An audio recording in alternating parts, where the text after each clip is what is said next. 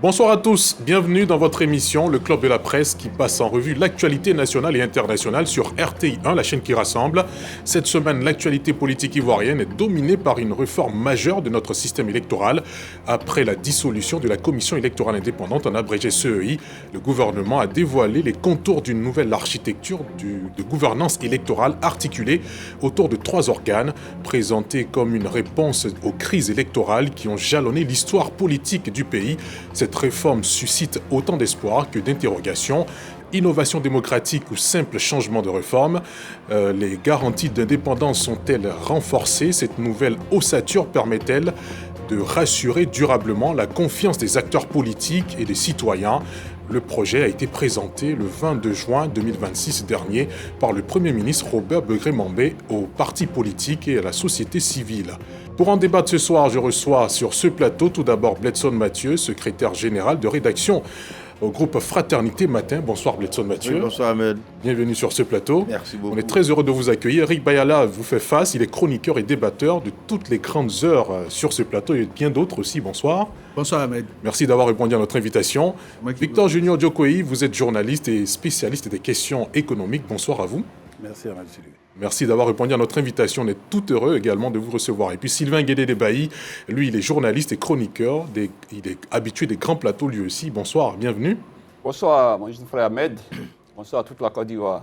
On a oublié de saluer Galébré aujourd'hui. Oui, mais Galébré fait partie de toute la Côte d'Ivoire. C'est bien cela. Non, mais particulièrement, chaque jour, on salue Galébré. On s'y attendait ce soir.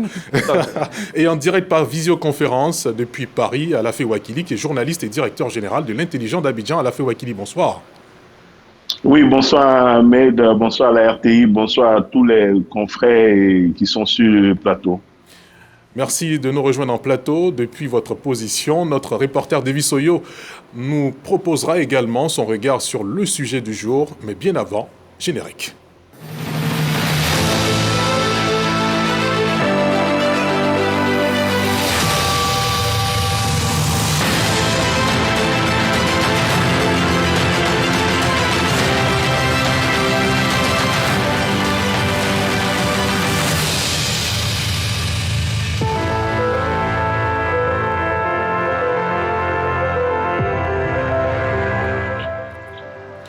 Ce début de semaine, le Premier ministre a dévoilé les grandes orientations de la réforme de gouvernance électorale en Côte d'Ivoire aux partis politiques et aux organisations de la société civile. Plusieurs questions demeurent tout de même. Quelle sera la composition réelle de ces nouvelles institutions? Comment leurs membres seront-ils désignés? Quelle sera leur indépendance vis-à-vis du pouvoir politique? Cette réforme répond-elle réellement aux attentes exprimées depuis plusieurs années? On en parle juste après ce planting du décor de Davis Oyo. Lundi 22 juin 2026, le Premier ministre Robert Begré-Mambé est face aux acteurs politiques, aux représentants de la société civile, aux médias et aux partenaires institutionnels. Le chef du gouvernement a présenté l'ossature du nouvel organe électoral appelé à remplacer la Commission électorale indépendante, CEI, récemment dissoute. Le futur organe devrait reposer sur 3 piliers. L'organe chargé exclusivement de l'organisation matérielle des élections, le second dédié au recensement et à la centralisation des votes afin de garantir la sincérité des résultats, et le troisième investi d'une mission de supervision et de contrôle de l'ensemble du processus électoral. Pour le Premier ministre, la nouvelle architecture électorale vise avant tout à garantir la rigueur dans l'organisation des scrutins, la transparence dans le comptage des voix, la crédibilité dans la proclamation des résultats et l'efficacité du contrôle général des opérations électorales. Mieux, elle renforce la confiance des citoyens dans le processus électoral et consolide durablement la démocratie ivoirienne. Nouvelle instance électorale à 3 têtes, est-ce une innovation ou une régression ? Retour sur le plateau du Club de la Presse, mais si on l'a bien entendu, dans cet élément de Davis Oyo, cette instance aura 3 têtes, on peut le dire ainsi.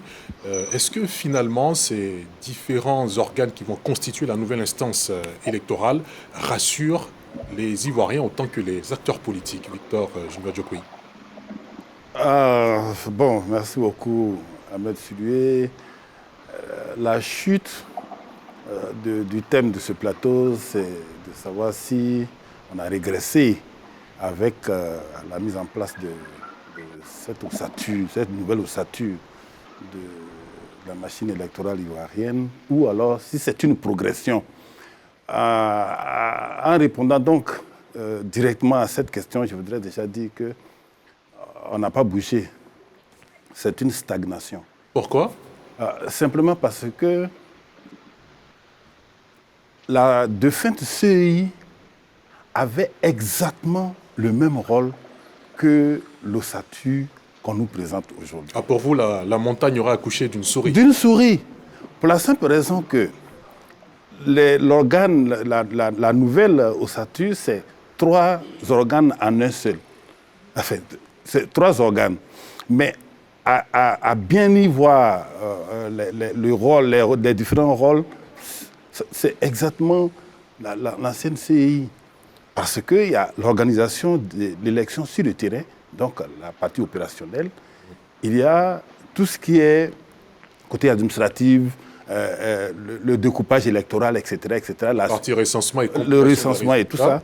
La CEI faisait une proposition au gouvernement qui lui choisissait la monture que la CEI a proposée. Et puis, il y avait un organe qui supervisait toute l'élection. Donc, c'est pratiquement la même chose. Bon, donc, on n'a pas vraiment bougé. Ça, c'est la première chose. La différence, là, c'est qu'on n'aura pas un organe tel que la CEI qui a en son sein tout ça. Est-ce que finalement, ça ne donnera pas plus d'indépendance aux différents organes? Moi, je n'y crois pas, M. Ahmed Sidoué. Je n'y crois pas du tout. Je vais vous expliquer. Dites-nous. Une structure comme celle-là, même la CEI, elle n'était pas aussi mauvaise que ça. Hein. En termes d'organisation, elle n'était pas aussi mauvaise que ça. Donc la CEI, on avait déploré la présence des hommes politiques à l'intérieur. Mais on pouvait simplement les extraire et laisser la CEI fonctionner normalement. Vous savez ce qui fait la valeur d'une organisation? C'est les hommes qui la dirigent. La personne qui dirigeait la CEI là, n'était pas une bonne personne. Pour nous, en tout cas, pour organiser des élections justes et transparentes. Pour nous, on avait comme l'impression qu'il était le porte-parole du RHDP. Et il a fonctionné tout le long de son mandat de cette façon. Donc pour nous, ce n'est pas la nouvelle structure qu'on met en place qui va apporter des innovations. Parce que même quand je regarde, je ne vois pas l'aspect innovation. Je ne vois pas l'aspect innovation. Ce qu'il faut faire, c'est... La question se pose, qui est-ce qu'on va mettre à la place des personnes qui vont diriger la nouvelle organisation? Ça veut dire pour moi, et je conclus là, qu'on a juste splitté la CEI avec les mêmes prérogatives, le même rôle, juste pour trouver des postes à des amis, à des frères du RHDP. C'est comme ça que je vois la chose. Je ne sais vraiment pas qui occupe ces postes-là pour dire que ce sont des amis et frères. Bon, on verra. Qui n'a pas été dévoilé. On verra. On ne pourrait pas se permettre ces deux tels commentaires. Je pense qu'on verra. D'accord. Eric Bayala, est-ce que vous partagez l'avis de Victor Julien? Non, je ne partage pas cet avis parce que revendiquer un tel pessimisme sur un organe qui n'a pas encore eu le jour, je pense pour moi qu'on se pose des questions à l'idée de savoir est-ce que l'opposition ou bien le confrère met en cause le fait qu'on est tous en Côte d'Ivoire et qu'on a eu à un moment donné décrié le fonctionnement de la CEI. Il a dit que la CEI, dans son état tel qu'on l'a connu, était une institution qui était bien, sauf que celui qui la dirigeait n'était pas c'est lui qui posait problème parce qu'il entrevoyait lui comme étant le porte-parole du parti au pouvoir. Mais justement, je m'étonne parce qu'à un tel niveau de prise de langage, il faut d'abord convoquer le mécanisme de fonctionnement de la CEI, de la défunte CEI. Je rappelle que la CEI elle-même, elle est née en 2001. En 2001, parce qu'on avait estimé que l'administration territoriale était trop dépendante du pouvoir exécutif. Et donc, il fallait une institution qui devrait organiser des élections consensuelles, qui devrait mettre tous les acteurs d'accord sur comment est-ce qu'on devrait organiser les élections. Mais la CEI, elle a eu beaucoup de modifications à travers des accords politiques. D'abord en 2004, ensuite en 2014, et puis en 2019, des accords politiques, et puis également des décisions juridictionnelles, notamment la Cour des droits, qu'on appelle ça, des droits de l'homme, la Cour africaine des droits de l'homme. Donc c'est tout ça qui a mené des réformes au sein de la CEI. Ça prouve que l'appareil institutionnel en charge des élections n'était pas figé, mais sa gouvernance était perfectible. À ce point de vue, le fonctionnement de la CEI ne reposait pas exclusivement sur la responsabilité du président ou de celui qui dirigeait l'institution. Le fonctionnement de la CEI, notamment dans la prise des décisions, se faisait de façon collégiale. Pour dire que toutes les instances à l'intérieur de cette institution-là participaient non seulement par vote, mais avec des prérogatives de pouvoir décider et que le président n'en était que le porte-voix. Et donc dire que c'était sa chasse gardée, c'est une méconnaissance d'abord du fonctionnement. Et c'est pour cela justement que pourquoi on estime qu'il faut réformer la CEI. Il faut la réformer parce qu'à un moment donné, le gouvernement a estimé que la CEI, dans son fonctionnement, dans son ossature que nous avons connu, avait trop de missions. Elle avait l'organisation matérielle des élections, le recensement et on appelle ça la compilation des résultats, et puis le contrôle et la supervision de son propre travail. Or, dans toutes les démocraties, ce serait déjà mal vu que quelqu'un qui a une responsabilité nationale puisse lui-même s'auto-évaluer. Et donc, c'est pour cela que l'État décide donc d'arriver à détacher les responsabilités pour qu'on ait plus de traçabilité dans la responsabilité, de sorte à ce que, s'il y a éventuellement un problème qui survient, on puisse tout de suite identifier et situer les responsabilités. Ça, c'est d'abord un premier point. Et puis ensuite, il faut un autre organe indépendant qui puisse venir superviser et contrôler le travail des autres organes. Et je pense qu'on ne peut pas dire qu'il fallait retirer simplement les partis politiques, parce que la CEI elle-même a été instituée à partir de combats politiques. Et donc les politiques qui sont les acteurs majeurs de la CEI les excluent, et les résultats que vous allez prononcer, vous allez leur demander d'accepter des résultats auxquels eux-mêmes ils n'ont participé à aucun processus. Le tout, c'était de savoir à quel niveau on place les partis politiques, et si tant est-il que les partis politiques doivent avoir une posture de supervision et de contrôle de l'ensemble du système, mais je pense que c'est tout bénef. Parce que ce que nous recherchons, ce n'est pas celui qui institue l'organe pour répondre à des exigences politiques du moment, mais le tout, c'est de mettre en place une institution qui peut amener la transparence, une institution qui peut amener la confiance entre les citoyens, et puis une instance qui, de façon consensuelle, arrive à organiser. Donc, quelle que soit l'architecture, si on arrive à avoir ces trois exigences, je pense que la confiance vis-à-vis des citoyens et de cette institution-là, c'est ce que nous recherchons. Mais dit de facto que ça répond à un besoin d'un individu qui en était le président, je pense que vraiment, ce n'est pas vraiment à propos.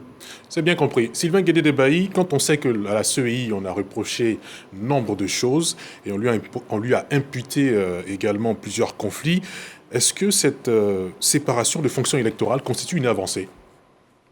Merci. Avant de m'aventurer dans cette analyse-là, je voudrais moi d'abord saluer cette Côte d'Ivoire que nous aimons et cette Côte d'Ivoire qui gagne. Je voudrais donc saluer la victoire et la qualification, disons, des éléphants, et saluer un autre événement qui s'est déroulé hier, le concours Miss Côte d'Ivoire. Je crois que ce sont de grands moments de la Côte d'Ivoire qui gagne. Donc, grand moment qui diffuse la RTI. Hein. Voilà. L'élection de... Le football sur la 3, voilà. Et puis également Miss Côte d'Ivoire sur RTI 1. Qui nous mettent tous d'accord. Parce que moi, c'est ce que je souhaite dans cette Côte d'Ivoire, que nous soyons tous d'accord sur cette Côte d'Ivoire qui gagne. Maintenant, pour répondre à votre question, je pense que la logique voudrait qu'on attende ce que propose le gouvernement, on attend que toutes les structures qui ont été évoquées lors de la rencontre avec le Premier ministre soient actées, je ne dirais pas mises en place, mais actées, pour que l'on puisse se prononcer véritablement sur les contours. Parce que jusque-là, c'est vrai que le Premier ministre a fait son exposé, mais on en est encore à des supputations. Voilà, parce que rien n'est encore fait. Mais bon, comme nous sommes en Côte d'Ivoire et nous sommes habitués aux débats politiques, surtout aux diatribes qui interviennent dans les grands sujets qui déterminent la vie de la nation, vous avez vu, on a attendu plus d'un mois après la dissolution de la CEI Et puis, on en est arrivé à cette invitation du Premier ministre. C'était une bonne chose. Mais là où les politiques avaient espéré, les politiques et bien la société civile avaient espéré des échanges pour pouvoir vraiment planter le décor, on a plutôt assisté à un monologue. On a plutôt assisté à un discours du Premier ministre qui avait déjà fait, lui, son travail et qui venait simplement l'exposer devant des élèves qui n'avaient pas de questions à poser. C'est une démarche. C'est une démarche. Mais tel que c'est fait, est-ce que déjà ça rassure? Parce qu'après tout, le Premier ministre lui-même l'a dit, quand il fait son diagnostic, il indique clairement que cette CEI-là, qui a été dissoute, a été à l'origine de bien de problèmes de la Côte d'Ivoire. Et je crois que lui-même n'est pas étranger à cela. Il a dirigé à un moment donné la commission électorale indépendante. Et donc, il est bien placé pour parler de ces problèmes-là. Mais la méthode qui a été choisie, moi, je note que les dirigeants des partis politiques qui sont intervenus après la rencontre, hormis le RHDP qui a adoubé la démarche, qui a adoubé le projet, tu vois, la plupart des partis politiques qu'on a, les plus importants surtout, le PDCI, le PPACI, le FPI et bien d'autres partis, n'ont pas apprécié. On reviendra plus loin sur la réaction des partis politiques. Mais je pense que, pour terminer, je pense qu'on a déplacé simplement le curseur. Je pense qu'on a déplacé le curseur. Et comme le dirait un homme politique, on a multiplié les problèmes électoraux de la Côte d'Ivoire par 3. Voilà. Bletson Mathieu. Ouais, bon, moi je pense que c'est... D'abord, quand le Premier ministre fait la proposition, il n'a pas imposé. Donc, à partir de ce moment, les formations politiques qui sont invitées peuvent aussi faire des contre-propositions, analyser. Donc, ça ne me pose pas un problème.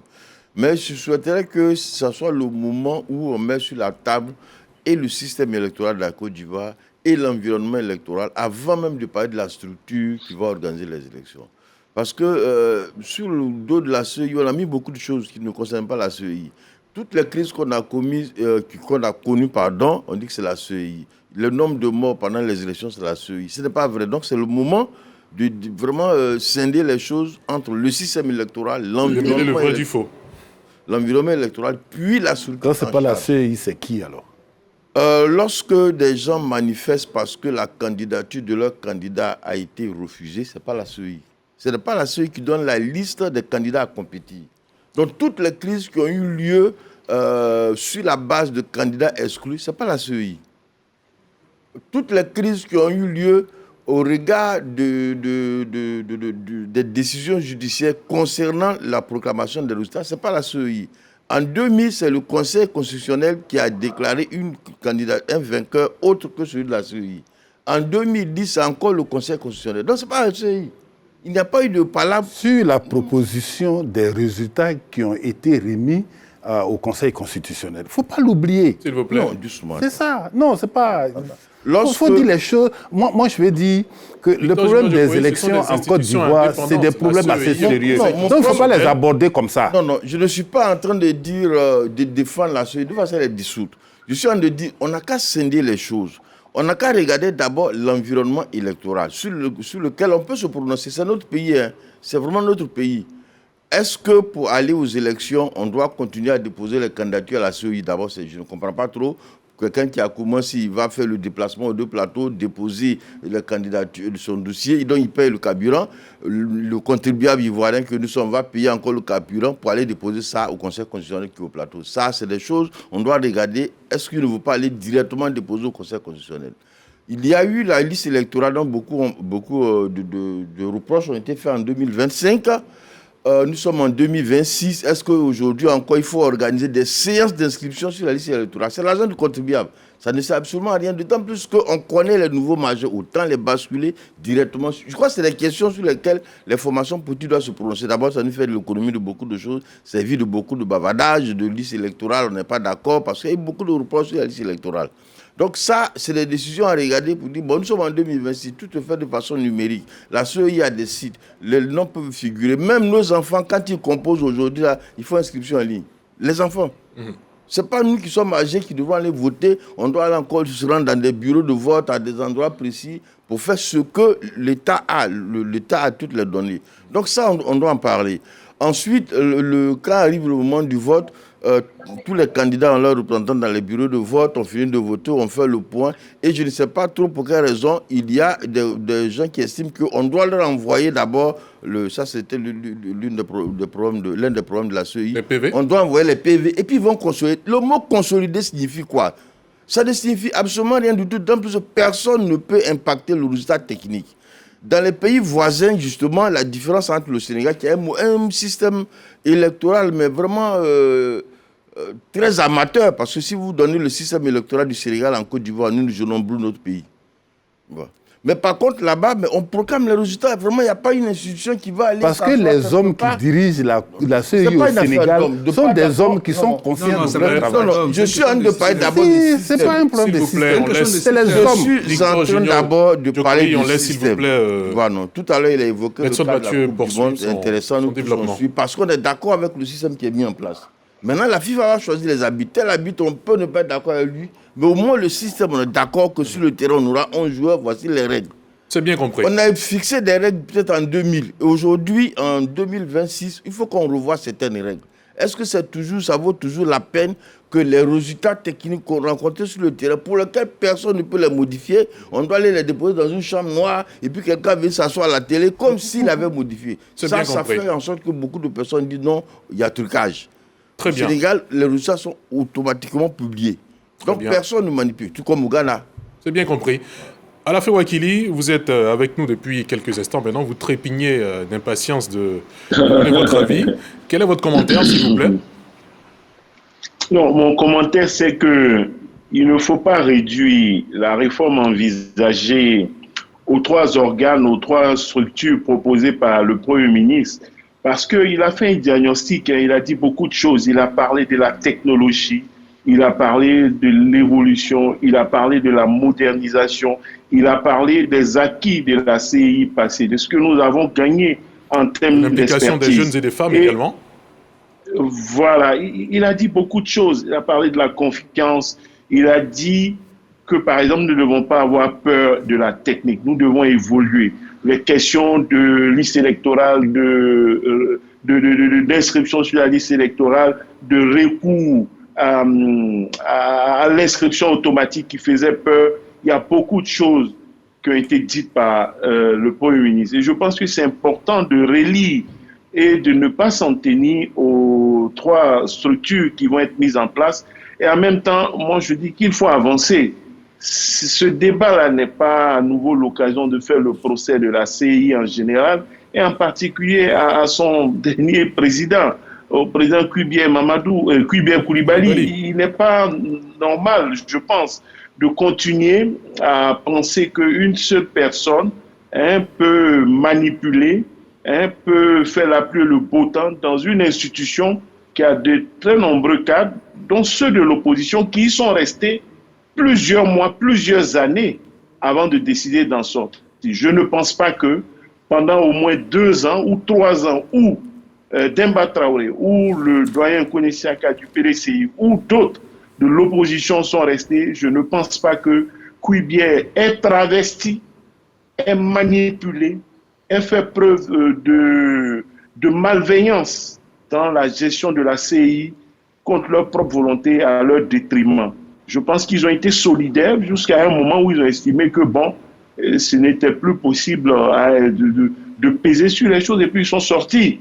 Donc il ne faut pas réduire la CEI à une seule personnalité, fût-elle un brillant orateur, fût-elle une personne de charismatique, comme l'était le président Kwibie Mamadou. Il faut avoir aussi du respect pour les autres membres de la commission électorale indépendante. Et concernant les déceptions que l'on constate déjà, il faut dire que oui, justement, rien ne se crée, tout se transforme.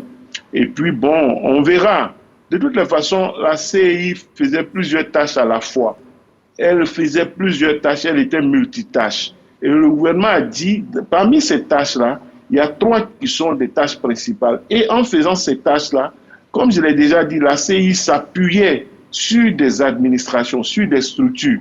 Donc, le gouvernement propose une architecture, une réflexion va être faite. Ce qu'il faut noter, c'est que l'opposition, de façon générale, proposait la même chose, mais à la différence qu'il ne fallait plus les partis politiques dedans.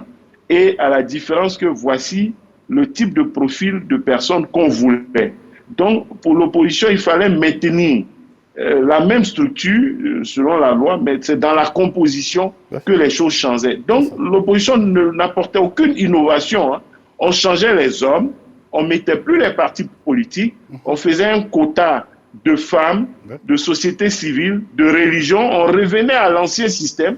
C'était aussi une forme de régression. Dans tous les cas, il y avait la stagnation ou la régression. L'opposition ne proposait rien d'extraordinaire. On enlevait les partis politiques, on mettait les chefs religieux, on mettait les chefs traditionnels, on met les syndicats, la société civile, les planteurs de café cacao, des journalistes. Pourquoi, je ne sais pas, tous les paysans, parce que si on met café cacao, il faut peut-être mettre EVA aussi. Les industriels, la chambre de commerce, tout le monde. Mais pourquoi on ne mettrait pas les étudiants? Mais les étudiants, c'est les jeunes. Quand vous allez regarder, vous allez voir dans ce que l'opposition proposait, il n'y a pas des jeunes de 18 ans, de 21 ans. Il faut spécifiquement, mais c'est eux qui votent. Pourquoi on ne mettrait pas les jeunes par rapport à leur âge? Et puis on nous présentait une liste de 15 ou 16 personnes. Il n'y aura jamais de CI parfaite. Il faut continuer à réfléchir et puis voir sur la base de ce que le gouvernement a proposé, comment on peut discuter. Moi, je vois que peut-être à 3 structures, vous verrez, peut-être ils vont donner l'opportunité à l'opposition de contrôler une structure, je ne sais pas laquelle. Il y aura peut-être la première qui est technique et l'administration. Il y aura une structure de recensement des votes, une structure de supervision dans laquelle on aura les partis politiques. Celle qui va recenser les votes, comme au Sénégal, ce sera peut-être les professionnels, c'est-à-dire les magistrats, les professionnels du droit, des personnes assermentées qui ont prêté serment, et puis la supervision, ce sera les partis politiques. Et ils vont observer, et peut-être l'opposition va contrôler ça, et on verra ce que ça va donner. C'est bien compris. Parmi les invités du Premier ministre ce jour-là, il y avait les partis politiques. Nos reporters ont recueilli leurs avis après cette présentation. On les écoute, puis on revient en plateau. C'est une belle initiative que le gouvernement a eu de nous inviter, les partis politiques, pour nous informer de ce que le gouvernement est en train de travailler donc, sur la nouvelle gouvernance électorale.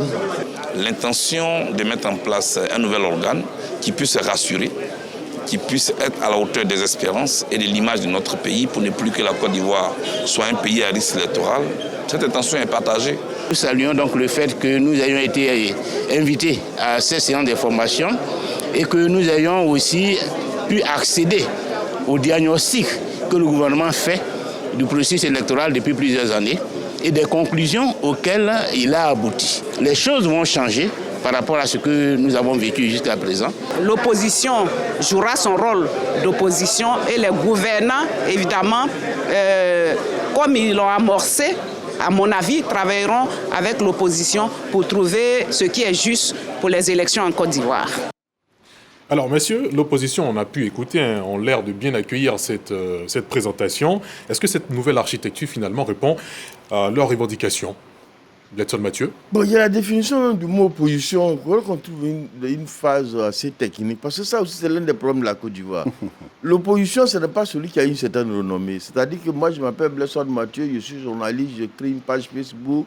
Je dis des choses, il y a du monde qui vient. Et puis, je suis le leader d'opposition. Donc, on parle d'élection, je me mets ma bouche dedans, alors que je suis incapable de gagner une seule élection, même d'un village.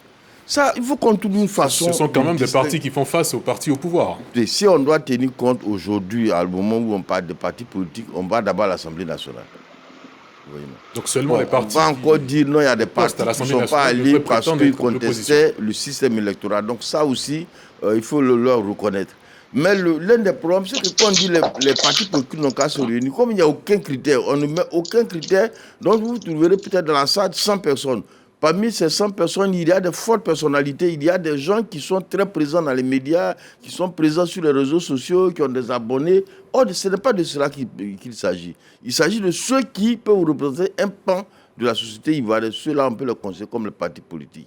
Parce que quand vous élargissez au maximum, ils vont prendre des décisions, participer aux décisions. Le jour des élections, ils ne seront pas là. Même s'ils sont là, ils ne peuvent pas gagner un bureau de vote. En fait de compte, ils ont apporté beaucoup d'énergie, ils ont apporté beaucoup de choses, et puis bon, on ne sait pas trop là où on allait. Donc je crois que cette façon même de sélectionner, je ne sais pas, je n'ai pas de solution, mais si on a une méthode avant 2030 de dire, bon, on va faire peut-être un semblant d'élection pour savoir quel est le parti politique le mieux représenté, pour que ceux-là qui comptent, qui sont capables, quand ils disent je ne vais pas aux élections, de créer des palabres réelles, qui ont des représentants, qui font qu'à un moment donné, s'ils ne sont pas aux élections, on a l'impression quand même que les élections n'est pas trop crédibles parce que telle formation politique n'est pas présente, telle formation politique n'est pas présente.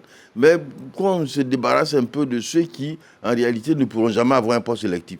Tout à l'heure, quand je regardais, j'ai vu des gens, bon, toutes les élections auxquelles ils ont participé, ils ont échoué. Mais tu parles pas d'élection, toi tu es là. Tu vas apporter quoi? Mais une élection, il y a deux cas, c'est soit la victoire, soit la défaite. Dans la société civile, mais ce n'est pas un acteur politique clé en termes d'élection. En termes de participation de la vie politique, ça c'est normal. Mais quand on parle d'élection, vous voyez, là on est à la FIFA, on est à la Coupe du Monde. Il y a des pays qui ne sont pas qualifiés. C'est eux qui vont être présents pour dicter les règles de... Ouais, non. Toutes les carrières politiques n'ont pas la même ascension, on va retenir ça. Alors, Sylvain Guédé-Debailly, dites-nous, est-ce que finalement l'opposition retrouve au sein de cette proposition celle qu'elles ont déjà faite? Non, je pense que c'est déjà une bonne chose que l'opposition puisse répondre à l'appel du Premier ministre. Mais maintenant, ce que nous avons entendu là, ce n'est pas que... Ils sont totalement d'accord avec voilà, ce que propose le Premier ministre. Mais il n'y a pas eu de grogne comme dans le temps. Non, pas qu'il n'y a pas eu de grogne, mais celui qui est invité a donné son principe, dit que c'est une séance d'information. C'est-à-dire qu'il a un projet, il le fait connaître. Là, on n'est même pas encore entré dans le débat, on n'est même pas encore entré dans le vif du sujet, mais il fait un diagnostic et puis il propose quelque chose qui devient finalement un morceau sur lequel les partis politiques vont aller réfléchir et puis travailler. Mais je pense qu'avec leurs critiques aussi, je crois qu'on devrait arriver à quelque chose de consensuel. C'est vrai que le gouvernement qui gouverne a proposé. J'estime, moi, que ce n'est pas un projet qu'il va imposer, mais qui va être discuté peut-être. Enfin, j'ai espoir.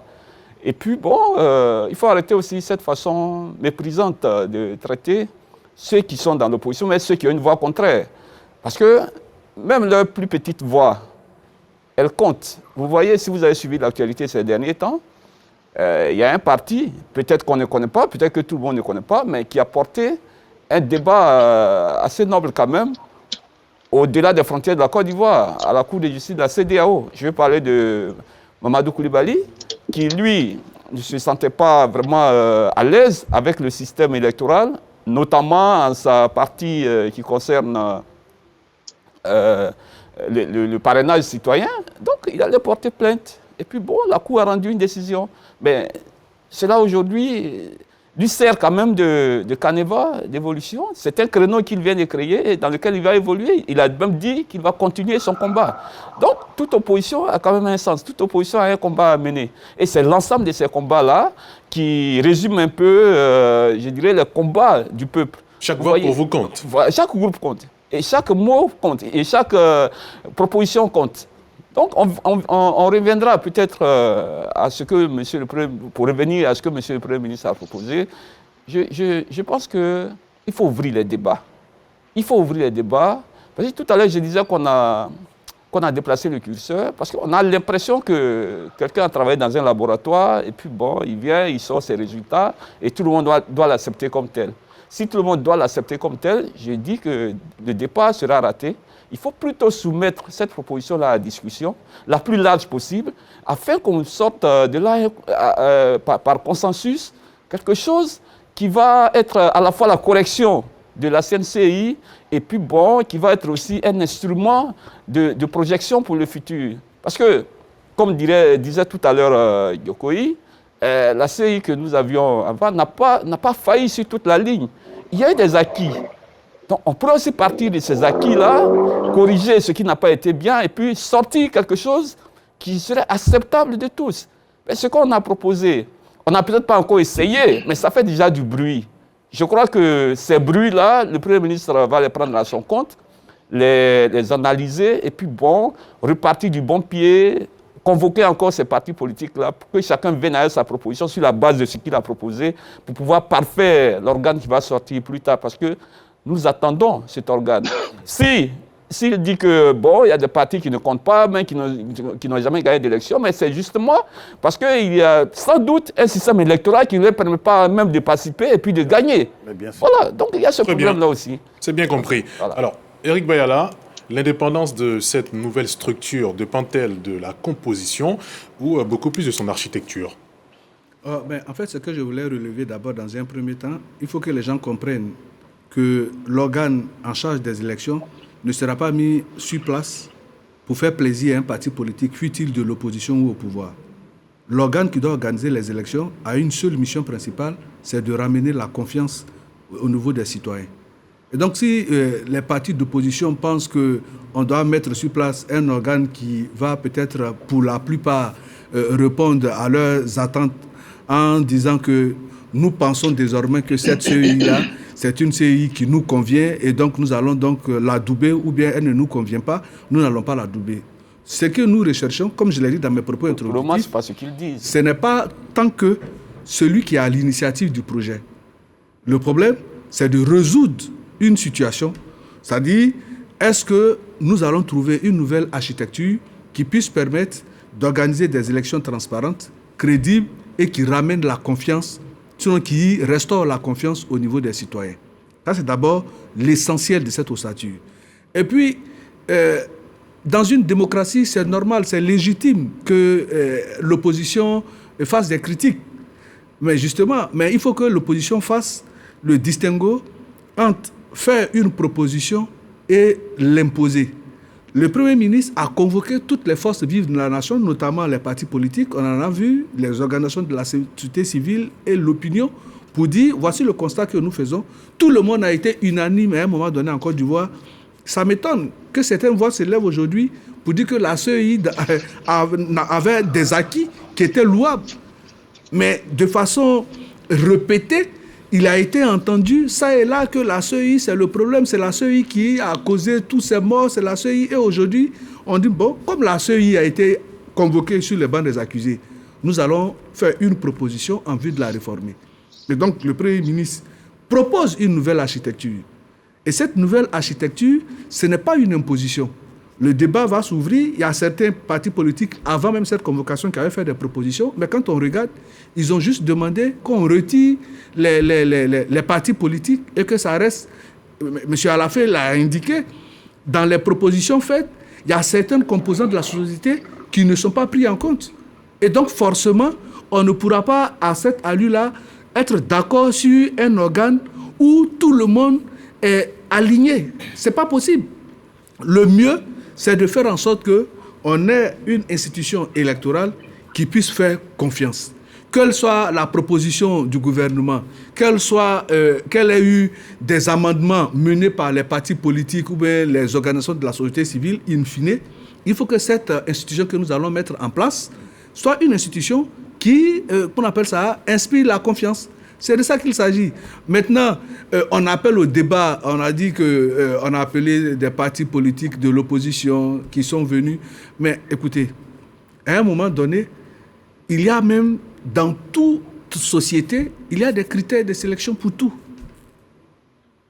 Il y a des critères de sélection pour toute chose dans la vie. C'est bien compris. Voilà, donc ça dit que pour être admis même à participer au débat sur la question électorale, il faut bien répondre à certains critères. Il faut répondre à certains critères parce qu'après, on aura l'organisation de telles choses, on aura tout en même temps. Or, l'objectif, c'est d'arriver à travailler de façon sereine, à proposer une architecture électorale qui rassure, qui envoie la confiance pour des élections consensuelles.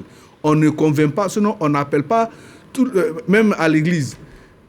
Et à un moment donné, même pour avoir la confession, il y a un certain nombre de dispositions qu'il faut prendre. C'est bien compris. Même pour aller à la mosquée, il y a des rites, des gestes qu'il faut faire pour y aller. Donc partout, il y a une notion de critères qu'on doit pouvoir mettre en place qui va constituer un certain nombre de filtres pour qu'effectivement, à cette allure-là, on puisse véritablement y aller. Parce que ce que nous regardons, l'opposition, c'est vrai, a raison. Oui, je termine. A raison d'être vigilante sur la question électorale, mais cette vigilance ne doit pas les empêcher de pouvoir d'abord même éprouver d'abord la proposition qui a été faite sans avoir connu le contenu et de venir déjà commencer à la contester. Il faut déjà prendre connaissance du contenu, essayer de l'éprouver avant même de venir déjà contester. Parce qu'on ne peut pas contester quelque chose qui n'existe pas. C'est bien compris. Victor Junior Diokoyi, cette réforme telle qu'elle est présentée, si elle est actée, est-ce qu'elle va accroître la confiance des électeurs? Mais bien sûr. Mais Ahmed, le problème de la Côte d'Ivoire, c'est le problème de la gestion de la confiance dans le cadre électoral. Toutes les crises qu'il y a eu en Côte d'Ivoire, le fond, c'est l'absence de confiance. La CEI défunte n'a pas entretenu cette confiance-là entre les acteurs politiques. Première chose. Mais quand on voit la démarche du Premier ministre, justement, sa démarche-là, la méthode qu'il a utilisée, me pose problème. Pourquoi? De quel problème, dites-nous? Simplement parce que, à l'entame, il invite les partis de l'opposition sans aucun ordre du jour. Première chose. Les gens y vont. Il fait, comme Sylvain Guédé-Debailly l'a dit, il fait un oratoire comme s'il était devant des élèves, sans préciser ou demander que, pour l'instant, on est dans un laboratoire et que quand ça sortira véritablement, on vous demandera de faire des ajouts ou bien de critiquer ce que vous avez fait. Quand il finit son oral, il s'élève et puis il s'en va. Ça provoque l'inquiétude. C'est cette inquiétude-là qui envoie toutes les crises en Côte d'Ivoire. Et le Premier ministre a entretenu cette inquiétude-là au cours de sa sortie. Vous comprenez? La méthode, donc, de mon point de vue, n'est pas bonne. Vous savez, en France, aux États-Unis, etc., c'est l'administration publique qui organise les élections. Mais ça ne pose aucun problème. Nous, pour nous rassurer, on a voulu confier la gestion de l'élection à une structure différente, hors du circuit public. Elle pose toujours problème. Je vous l'ai dit. Faut-il revenir à l'organisation de l'élection par l'administration? Je vous l'ai dit, M. Ahmed Sulué, je vous l'ai dit. Dites-moi. C'est les hommes. Les hommes, le choix des hommes. Ceux qu'on va mettre devant, à la tête de ces différentes trois organes. Et c'est ça qui va poser problème. Lesquels hommes vous proposez pour la tête de ces organes? Comment? Lesquels hommes vous proposez ou lesquels critères de sélection vous proposez pour la tête de ces organes? Moi, j'ai une expérience. Bonne peut-être. Ou mauvaise. Ou mauvaise, ou critiquable. Ou critiquable, c'est selon. Quand le président Laurent Gbagbo est parvenu au pouvoir en 2000, pour les régies financières, seulement, il avait fait un appel d'offres. Il a fait un appel à candidature. Et ceux qui ont répondu à cet appel à candidature ont fait leur preuve qu'ils étaient des bons techniciens. Pourquoi est-ce qu'on ne le ferait pas? On peut le faire. Ça, c'est une proposition que je fais, par exemple. Première chose. La deuxième proposition que j'ai envie de faire, c'est qu'en toute honnêteté, on est fatigué des cadres du RHDP qui sont à tous les postes, qui en réalité travaillent pour leur parti politique, etc., etc. Donc, arrivé à un certain moment, je pense qu'il faut écarter tout cela et puis choisir les membres de la société civile. Pourquoi? Parce que Honoré Guié nous a donné la preuve qu'on pouvait gérer une élection en Côte d'Ivoire sans difficulté. Il est une preuve qui doit nous servir d'exemple. Il a organisé une élection. Ça aboutit à quoi? Par Honoré Guié. Il a organisé une élection en Côte d'Ivoire et il n'y a pas eu. C'est le mauvais exemple. Il n'y a pas eu de palabre. Non, c'est faux. Vous comprenez? Non, le né de l'as. Non, le gagnant. Tu ne peux pas dire ça. Tu peux pas dire qu'il n'y a pas eu de palabre. Le gagnant a gagné. Non, tu peux pas dire qu'il devait gagner là, c'est lui qui a gagné. Tu ne peux pas dire qu'il n'y a pas eu de palabre. Il a été menacé et tout ça. Il a maintenu sa position parce qu'il avait dit que c'était Laurent Gbagbo le vainqueur et ça a été Laurent Gbagbo. Je vais t'éviter cet amalgame. Vous comprenez, ce n'est pas un problème d'amalgame. Quand on ne parle pas de qui a gagné, on parle de l'organisation de l'élection. Mais c'est ce que je suis en train de dire. Justement, mais quand tu dis... Ça a tellement été bien organisé. Parce que je ne veux pas laisser prospérer cet amalgame parce que ce n'est pas de la même chose.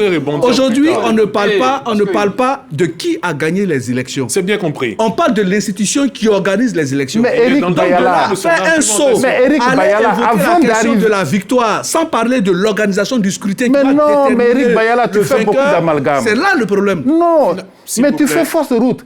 Avant d'arriver à la personne qui a gagné l'élection, il faut bien sûr qu'il y ait un processus. Il faut bien que le processus ait été mené, mais de façon juste et claire. Mais justement, c'est ce qu'Honoré Gueye a fait. Pour permettre aux téléspectateurs de comprendre, vous êtes en train de parler du choix, des critères de choix des profils. C'est bien cela. Tout à fait. Et le profil que vous êtes en train de définir, c'est celui les membres de la société civile qui n'appartiennent donc pas à un parti politique. C'est pas possible. Première chose. Vous comprenez? Allez-y. Donc, il faut qu'on aille dans ce sens-là. Si nous allons dans ce sens-là, je pense que la méfiance va se dissiper. Va se dissiper et puis on va véritablement aller à une élection bien. Je voulais dire une dernière chose. Allez-y rapidement. Je voulais dire une dernière chose parce que je ne sais plus si j'aurai la parole. Allez-y. Alors, tout le monde est d'accord que la défense CEI était mauvaise. On est d'accord. Le Premier ministre lui-même l'a dit. Mais pourtant, tu dis que la défense CEI a fait... Eric Bayala. En fait, c'est ça. Pourquoi vous avez cette habitude-là sur les plateaux? Nous n'avons plus beaucoup de temps pour terminer. Quand M. Mathieu parlait, vous êtes intervenu. Non. Vous avez arraché la parole. Non, vous reconnaissez ça au moins. Sinon, cette attitude-là, je vous la retourne parce que vous l'avez eu quand M. Mathieu avait la parole. Eric Bayala, s'il vous plaît, vous comprenez que ce n'est pas une attitude aisée. Nous allons faire preuve de discipline sur ce plateau. Voilà. Poursuivez, terminez, et puis on... Vraiment, on va conclure ce débat. Allez-y. Ça va vraiment nous aider. Allez-y. Le Premier ministre a reconnu que la défense CEI n'était pas bonne. Mais avant lui, le président de la CEI à l'époque, M. Coulibaly Kubier, je le cite parce que les vidéos existent, a estimé que la CEI que lui, il a dirigée et avec laquelle il nous a donné les dirigeants actuels n'était pas bonne et que ça pouvait envoyer par là. Et donc, il faut que justement, on organise, on change de structure. C'est d'ailleurs ça qui fait naître cette nouvelle organe. Ce n'est pas, je ne plaide pas, mais je voudrais dire dans la logique, si on est d'accord que cette CEI-là, parce que c'est elle qui a fait descendre les gens dans la rue, et puis aujourd'hui, ils sont plus de milliers à être en prison, je pense que dès lors que le Premier ministre reconnaît que cette CEI n'était pas bonne, ces personnes-là, il vaut mieux les libérer. C'est bien compris. Alafé Ouakili, vous êtes toujours avec nous. Ce qu'on aimerait savoir là, est-ce que cette nouvelle ossature proposée en information par le Premier ministre aux partis politiques ainsi qu'à la société civile inspire confiance ou inspirerait confiance?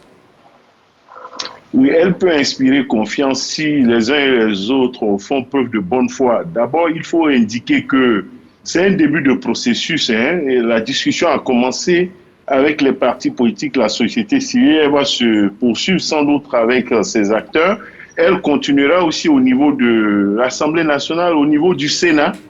Les députés auront l'occasion de se prononcer, les sénateurs, il y aura tout un processus et l'opinion publique, les débats se feront et il est possible que à un moment ou à un autre, les positions des uns et des autres soient écoutées et prises en compte. Ce qu'il faut noter, lorsque les gens parlent de consensus, moi je veux savoir si l'opposition est unie dans un bloc pour avoir un seul point de vue, une proposition d'abord consensuelle au niveau de l'opposition, parce que le gouvernement et tout ce qui est allié au gouvernement a un point de vue unique.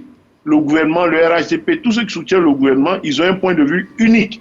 Est-ce que l'opposition a un point de vue unique? On met les deux ensemble et on fait un consensus. Maintenant, ceux qui appellent à un consensus, quel est leur modèle de consensus entre les différentes propositions? Aujourd'hui, avec l'intelligence artificielle, on peut tout réussir. Si on pourrait, par exemple, prendre la proposition du gouvernement, on donne ça à l'intelligence artificielle, on prend la proposition de l'opposition, les propositions de l'opposition, et puis on dit à la machine de nous proposer un consensus, la CEI idéale. Si c'était facile, je pense que ça se ferait. Ce n'est pas facile. Je veux aussi profiter pour dire que Non, tout le monde n'est pas d'accord que la CEI de fait était mauvaise. Bledson Mathieu sur le plateau n'est pas d'accord. Moi, dans ce débat, je ne suis pas d'accord. Et le Premier ministre ne l'a pas dit en tant que tel. Et le président de la CEI ne l'a jamais dit en tant que tel. Le Premier ministre a dit les acquis de la CEI. Je dis le discours devant moi, je peux le relire. On n'a pas le temps pour refaire l'émission. Donc, tout le monde n'est pas d'accord. Il ne faut pas dire que tout le monde est d'accord. Moi, je ne suis pas d'accord. Bledson Mathieu sur le plateau n'était pas d'accord. Bayala n'est pas d'accord. Donc, tout le monde là, c'est qui? Et nous disons que le Premier ne l'a pas dit. Le président de la CEI ne l'a pas dit. Donc, vraiment, il ne faut pas nous entraîner dans les histoires de tout le monde est d'accord. Cela dit, je veux aussi dire qu'une élection prend en compte plusieurs milliers d'acteurs, 50 000 personnes, les présidents de bureaux de vote, les scrutateurs, les responsables, la police, l'armée, la gendarmerie, etc. Il y a tout un personnel. Donc, à quel moment la CEI devient le principal problème de tous ces acteurs de l'élection, à côté de l'électeur, à côté des partis politiques? Il ne faut pas banaliser cette affaire d'élection et la ramener à une affaire de confiance en la personne de M. Kouibia Koulibaly, Ibrahim, en la personne de 10 personnes dans une commission électorale. Non, l'élection, ce n'est pas 11-12 personnes. Et ce n'est pas la vulgate propagandiste de certains communistes qui disaient ce qui compte dans l'élection, c'est celui qui compte les votes. Ce n'est pas vrai. L'élection, c'est l'expression directe du peuple, ce n'est pas celui qui compte les votes. Ça fait partie de certains discours populistes et de certaines idéologies politiciennes et manipulatrices qui n'ont pas cours dans le débat que nous sommes en train de faire. Il faut se faire soi-même confiance, faire confiance aux acteurs du processus et puis faire confiance à la maturité du peuple de Côte d'Ivoire. C'est bien compris. Alafé Ouakili, la dernière question vous est posée en premier. Est-ce qu'il ne faudrait pas une CEI avec un vote électronique qui pourrait mettre tout le monde d'accord, finalement? Mais d'ailleurs, oui, mais non, le Premier ministre a dit qu'il ne faut pas avoir peur de la technologie. Le Premier ministre a dit qu'il ne faut pas avoir peur de la technologie. Il a envisagé tout ça. Il a dit aujourd'hui, on a des capacités extraordinaires. Aux États-Unis, il y a 3 types de vote. Il y a le vote par correspondance, longtemps avant la date de l'élection, et par la poste. Il y a le vote électronique le jour du vote. Et puis, il y a aussi le vote électronique à distance. Donc, il y a plusieurs modes. Et de la même manière aussi pour l'inscription sur la liste électorale, il faut faciliter le vote. Et le vote ne doit plus être une occasion de stress et d'angoisse pour les populations. Je souscris au vote électronique, je souscris à l'usage des nouvelles technologies avec la possibilité de mettre en place des mécanismes de contrôle et de validation pour rassurer les uns et les autres. Puisque, comme je l'ai dit dans un des débats avec vous, pour notre argent, on fait confiance à la banque. Pour notre vie, quand on voyage dans l'avion, dans la mer, partout, on fait confiance à tout le monde. Nos salaires sont gérés par les banquiers. Ils savent combien nous avons. Notre vie est dans la main de tout le monde. Mais pour une élection, on ne fait plus confiance à quelqu'un. Mais il faut que ça cesse. Nous donnons notre confiance. Nos vies là sont dans les mains des médecins. Nos vies sont dans les mains des uns et des autres, des chauffeurs, dans l'avion, dans les restaurants, partout. Nous nous faisons confiance partout. Mais pour le jour du vote là, Kouibia devient un danger. Mais le banquier n'est pas un danger pour nous. Le juge n'est pas un danger pour nous. Nos servants ne sont pas des dangers pour nous. Mais attends, pourquoi Kouibia serait le mal absolu quand nous avons confiance en tout dans la vie? Il faut arrêter de simplifier ainsi les choses. C'est bien compris. Victor Junior Djokoyi, est-ce que vous partagez l'avis d'Alafé Ouakili sur cette dernière question? En 30 secondes, en 30 secondes. Oui, je l'ai dit, la chute de votre thème, c'était innovation ou régression. Et effectivement, la façon de fonctionner de la CEI, de l'écosystème électoral en Côte d'Ivoire, doit évoluer pour montrer cette innovation. Naturellement, il faut qu'elle s'appuie sur les nouvelles technologies. Absolument. Sur ça, je partage vraiment l'avis du DG Alafé. D'accord. Éric Bayala? Mais je pense que la nouvelle architecture proposée sur le thème qui nous invite, c'est innovation ou régression. Et moi, je l'ai dit dans mes propos introduits, je l'ai dit que la réforme telle qu'elle est abordée, qui va être adossée sur 3 organes, mais bien évidemment, il y a la question, qu'on appelle ça, de la technologie. Qui a été abordée. Pour nous, l'essentiel, comme je l'ai dit, il faut que cela réponde à 3 critères. Transparence, efficacité et confiance. Maintenant, dans les différents niveaux de mise en œuvre de cette institution-là qui sera basée sur les 3 organes, à quel moment la technologie intervient. On a dit qu'au premier niveau, il était question de l'organisation matérielle qu'on appelle ça, de l'élection, le recensement et la compilation des résultats. Donc, il y a plusieurs paliers à partir duquel la technologie peut véritablement prendre en compte et rassurer tout le monde. C'est bien cela. Mais aujourd'hui, à l'ère du numérique, dans pas longtemps, on disait que l'analphabète de notre siècle était celui qui ne savait pas manipuler l'outil informatique. Et aujourd'hui, nous en sommes à l'intelligence artificielle, qui est un autre pan un peu plus développé de cet outil. Il est clair qu'on ne peut pas aborder cette question électorale sans convoquer les notions de la technologie. Sylvain Guédé-Debailly. Oui, moi je pense qu'en Côte d'Ivoire, en ce qui concerne la gouvernance électorale, nous sommes déjà passés par toutes les expériences. Des hommes supposés neutres ont dirigé la CEI, on a eu des résultats. Des hommes supposés proches des partis politiques ont dirigé la CEI, on a également vu des résultats. Le moment est venu, n'est-ce pas, de tirer les leçons de toutes ces expériences-là. Et je pense que le Premier ministre en est conscient. Et donc, je demanderais dans la dynamique actuelle, vraiment qu'il soit très alerte et qu'il ouvre sincèrement les débats. C'est vrai que le pouvoir, aussi dans le RHDP, dans les réactions que nous avons vues, a adoubé le projet. C'est vrai aussi que l'opposition ne parle pas d'une seule voix, mais je pense que c'est l'ensemble des propositions. Si les discussions sont ouvertes, l'ensemble des propositions qui émaneront d'ici ou de là pourront nous permettre de sortir quelque chose d'acceptable. De consensuel. Et moi, je pense qu'il faut aller dans ce sens. Parce que, dans tous les cas, on aura toujours cette dialectique pouvoir-opposition. Le pouvoir qui cherche à se maintenir le plus longtemps possible à la tête du pays. Et donc, qui ne fera jamais de passe à l'adversaire. Et aussi l'opposition qui lutte pour avoir accès au pouvoir, et donc qui va toujours contester ce qui vient du pouvoir, mais dans tous les cas, ce sont des hommes. Et il arrive un moment où on se fait confiance mutuellement, mais tout dépend de la méthode. C'est bien compris. Tout dépend de la méthode. Et je prie le Premier ministre pour que cette fois, il en tienne compte, véritablement compte, pour sauver la Côte d'Ivoire. Parce que c'est de ça qu'il s'agit. Il faut faire revenir la confiance. Ces jeunes qui ne vont pas, qui ont 18 ans, 20 ans, qui ne vont pas aux élections, c'est parce qu'ils n'ont pas encore confiance. Il faut créer la confiance. Et aujourd'hui, nous sommes à l'ère des nouvelles technologies. Et qui parle de technologie, parle de jeunes. Qui parle de technologie, parle aujourd'hui de progrès. C'est bien ça. Et donc, il faut en tenir compte. Il faut intégrer la technologie. Personne n'a peur de la technologie, mais ce sont les fins.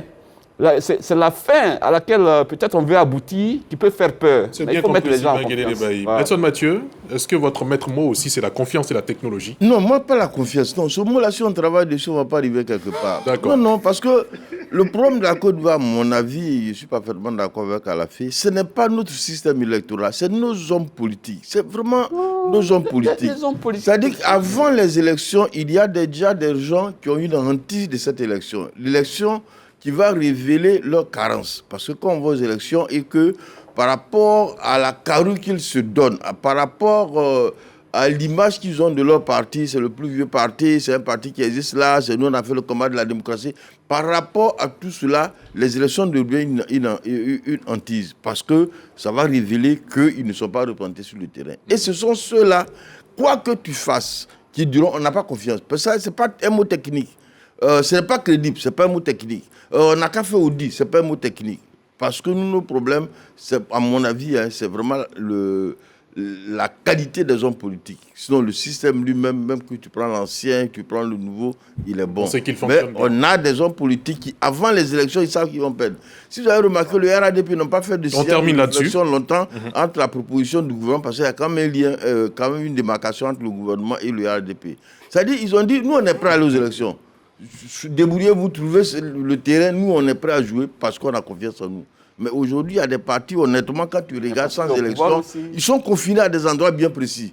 Mais ils ont de gros noms, ils ont un gros passé, et quand il y a des débats, ils sont là. S'ils ne sont pas présents, on dit non, c'est exclusion. C'est bien compris. En réalité aussi, bon, ils ne pèsent pas grand-chose.